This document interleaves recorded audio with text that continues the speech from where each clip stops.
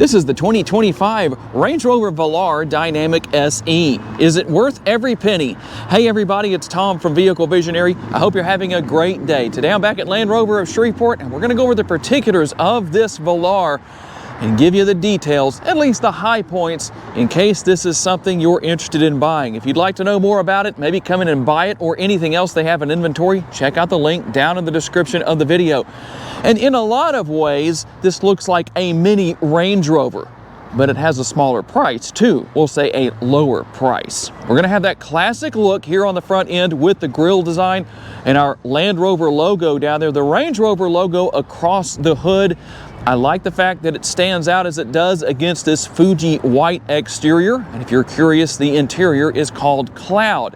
We'll have LED headlights, signature LED daytime running lights, and we'll also have the fog lights right here. Sensors located on the front end. That's going to mean a lot of great safety features as far as different things that help you get down the road and stay safe, and your front and rear parking sensors, not only here, but obviously here as well. And I like the combination of gloss black that we have and a little bit of a gray finish right here. This model is going to be all-wheel drive, and your tread width is going to be 255. There's a 55 series sidewall wrapped around the 19-inch wheels. Now, I do have a question for you on these wheels. Being that they are not gloss black, they have a gray finish, more of a matte finish. What do you think? The good thing about that is that they're not going to show damage as easily from rock chips and little things like that as you'll find with gloss black wheels. Now, there are some other gloss black accents as far as the exterior goes, including what we have on the hood right here. Personally, I would like to see that maybe used as a heat extractor, but it's here. I'm glad that it is. I think it does add to the detail of the Velar instead of just having a solid color with the hood, just something to break that up. And the same thing here that with the front fender with this piece that flows into the front door. And we'll also have the bronze look right here. Also going to have the gloss black mirror caps, heated, power adjustable, and power folding side view mirrors. As you can see, those fold right there, and you can hopefully see the turn signal indicator working right there. When we work our way around to the side right here, you're going to find right here blind spot monitoring. And much like the Velar, or excuse me, the Range Rovers, let's get that right, you'll have the deployable door handles. Maybe a little bit of a cool factor, but also going to help with your aerodynamics. We'll have the two-tone with the gloss black and the Fuji white. That gloss black roof really sets things off, just gives it that touch of something a little bit different, a little bit of elegance, something that looks like it should be here, not something that's lacking. We'll also have the shark fin antenna up top. We're going to have our rear roof spoiler. We're going to have a rear window wiper concealed away up in this area right here. I don't know how well you can see that, but there it is. And you'll also find that you can clean off this rear area. We'll spray some water down here. And obviously when you need it, you've got that rear window wiper. We'll finish things off with our LED tail lights back here, a combination of gloss black. I do like the gray finish on the Range Rover logo, just like what we had on the hood. That way it stands out against that paint color. One thing that is really different here compared to the Range Rover is that you only have one engine option available. It's a 2-liter turbocharged 4-cylinder that makes 247 horsepower and 269 pounds-feet of torque. All of that will be mated to an 8-speed automatic transmission. What about your MPGs? Let's see what the sticker tells us, the window sticker. We're looking at 22 city, 26 highway, 23 combined, and 4.3 gallons of gas per every 100 miles driven. And when it comes to your gas tank size, it is a 21.6 gallon gas tank. You have the gas cap as opposed to capless fuel fill. And when you have a full tank, you can drive about 561 miles per tank. If you need to do any towing with your Velar and you're curious about towing capabilities, it can tow up to 5,511 pounds. And we'll find a power tailgate. Push the button right there. There are numerous ways to do that. Let me push that one more time right there. There we go. You can open the tailgate that way. You can also use the remote. Speaking of the remote, let me get all that out of the way. There it is. There is your remote there is the other button for opening the tailgate. There's also one on the interior. Your cargo capacity ranges between 30.9 up to 62.7 cubic feet. Now you do have your removable cargo cover right here. Let me get that up here where I can get that into the right place right there so it's out of the way. That is fully removable, and you can lower the rear seats to maximize your cargo capacity. Underneath the floor right here, I'm not going to take the time to remove everything today, but there is a spare tire, which is always good news, because those of you who don't want the tire repair kit, you don't have to worry about that where that is concerned in this case. Now, let me show you how everything looks from this vantage point. There is everything as far as having the seats lowered flat. But there is one more thing that I want to show you right here, and that's going to be the pass-through. We're going to push that button right there, and that allows us to lower that area down, lower that seat back down right there in the middle to create the pass-through. Just one of the ways that this cargo area is quite versatile. When it comes to the door panels, we're going to have a nice large armrest and a nice large door bin. I am a fan of the fact that you don't have a bunch of gloss black to deal with here. The door handle itself is going to have a silver finish to it. That's definitely going to be nice. Rear seat pockets on each seat, and above, when we take a look up, we're going to see the panoramic sunroof. That front portion will slide open. And there is a power shade right here that can be drawn forward if needed. We'll also find rear air conditioning vents, and also down here below that, we're going to find our connectivity options, not only the USB, but also a 12-volt power outlet. And there is the presence of a fold-down armrest with the cup holders built in to tell you about, and quite a bit of room back here. I don't feel cramped, and you can see that the seat for the driver is way back. I still have plenty of leg room. I don't feel too cramped back here. I would like to stretch my legs out a little bit more, but the seat can be moved up a little bit to help compensate for that. But overall, quite a bit of space and a good bit of head space. And one more thing I wanted to cover about the rear seat area. A lot of people ask about the recline with the rear seats. There is some recline built into these seat backs, but it is not adjustable, and this is what you get. But at least they're not sitting straight up at a 90-degree angle. What about the sticker price? $68,705. Let's see what else you get for the price. And there is that power shade I was telling you about earlier. You do have the oh crap handles, as I like to refer to them, at each door. Not that anyone's going to be reaching for those with 247 horsepower, but you just never know. Maybe somebody takes a turn a little too sharp. It could happen. Large door bins, a little bit more space with the front doors, and a larger armrest. Power adjustable seats with lumbar for the driver and the passenger. They are both heated and ventilated. In fact, I'll show you real quick right here where that is, as you can see. So there is the driver's side as far as that goes, or we can go over here to the passenger side, and you can see that we have the same things on both sides.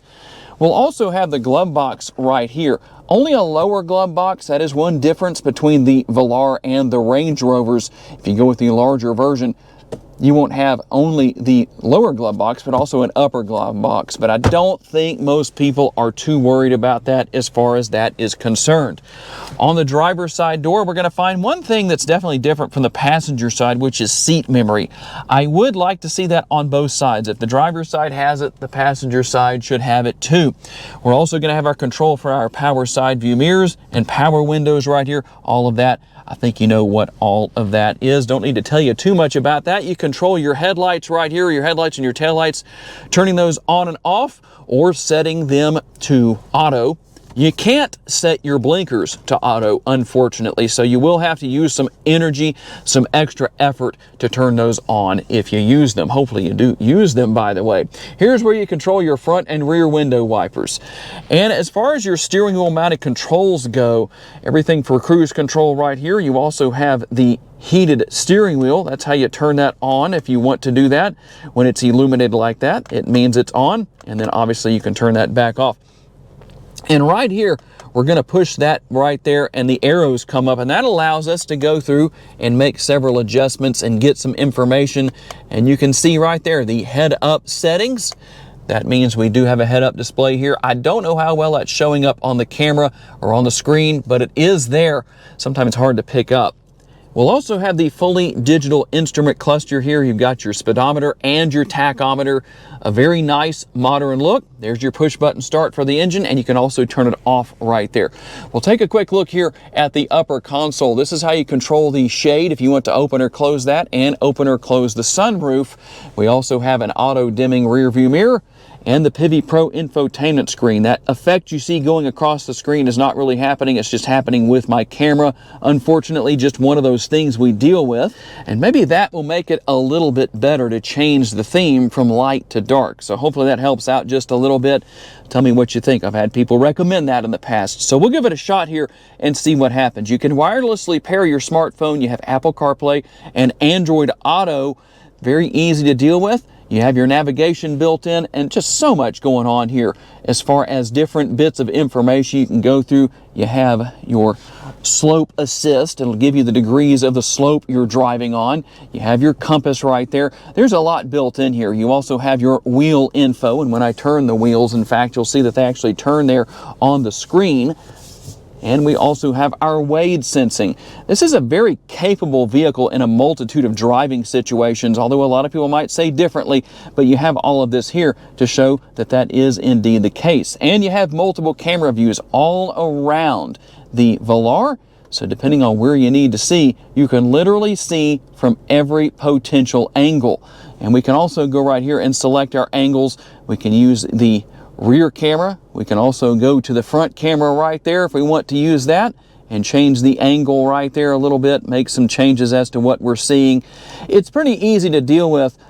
I like that. It works really well. Nice to have those options. And we'll go back home real fast here. Let's see if I can hit that button right there, or hit that option on the screen, and we can go in to this screen and see all of our different icons and all of our different functionality that goes on here. If you need to make any adjustments with the seat, you can do that. I'm not going to spend too much time there, but we will go back here real quick. There's Apple CarPlay and Android Auto, as I mentioned earlier in the video. For those who may not believe it's here, it does happen sometimes. People tell me it's not here when it actually is. But you can see some of the features and functionality that we have. We can also go over here to the gear icon right there and select that. And if you want to turn the screen off, you can do that. You can see that's where I changed from light to dark as far as the theme goes. We'll go back to the dark theme just to make sure that works really well. Auto brake hold, if you want to turn that on or off, this is where you do that right here. And then your auto stop start, you do the same thing right there to turn that on or off. And depending on how you want to set things up, you can edit your layout right there. You can change your audio settings right here if you want to change the sound. And if you want to see all of your different options, there they are.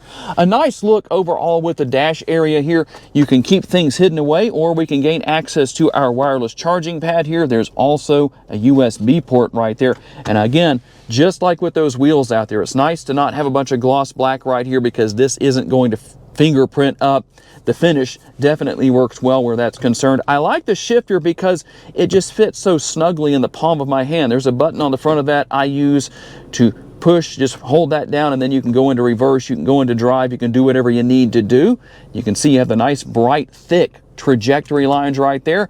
And then to go back into park, I just push the P right there. There are your cup holders, and we have our center console right here. Plenty of space within that area. And then the lids double as an armrest for the driver and the passenger. Let's go for a quick test drive with the Velar. In my personal opinion, I think the ride quality is good. You might have to drive it for yourself to see what you think, but I do think the ride quality is definitely comfortable. The seats themselves are comfortable, would do well for a nice long road trip. Front seat at least. I don't know about the back seat, but as you know, I'm filming alone today. I don't have any way for anyone to sit in the back seat and give us any kind of opinion on what the ride quality is back there, but maybe somebody can tell us down in the comments section.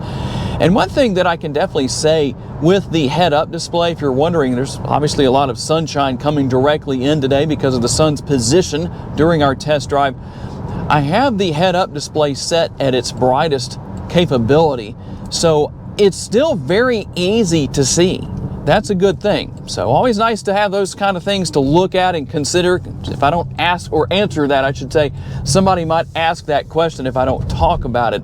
And going over the railroad tracks right there gives me an idea that the ride quality is definitely good and didn't get too much noise out of that, although you might not have been able to hear too much because I was talking as we went over.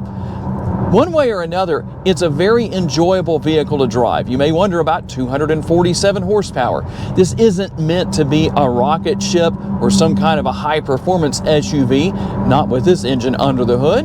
However, it still gets down the road with absolutely no problem.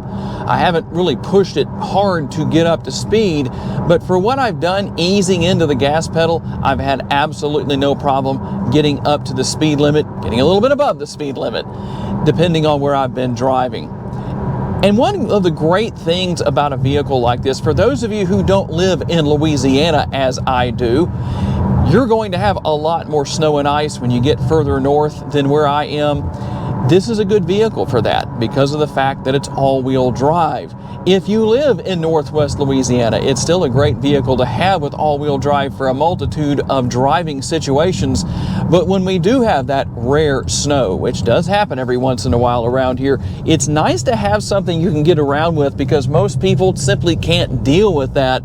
And especially when you don't have a lot of experience in the snow and ice, having a vehicle that can handle that really well for you definitely makes a difference. The technology here, I didn't talk about this earlier, but it's very easy to learn. So if you're stepping out of a vehicle that maybe has the older infotainment system in it that Land Rover offered in previous years, this is even better.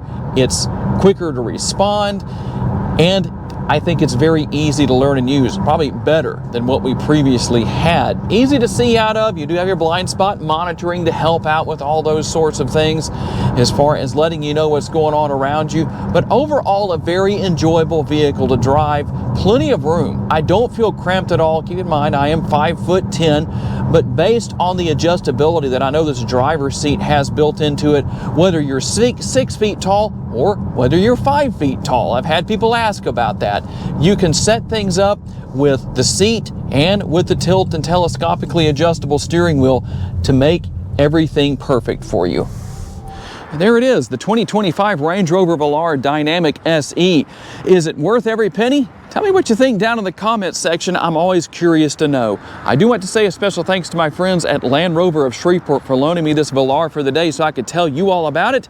I also want to say a special thanks to all of you for being kind enough to take the time to watch and give me the opportunity to give you a vision for your next vehicle. If you enjoyed this video, please be sure to hit the like button. That's very helpful to me. Make sure to share this video on your timelines on social media so other people can watch it. And if you haven't subscribed just yet, please be sure to do so. That way you don't miss any future videos. If you'd like to learn about additional vehicles you may wish to consider purchasing, check out the video that's on the screen right now, and I'll see you there.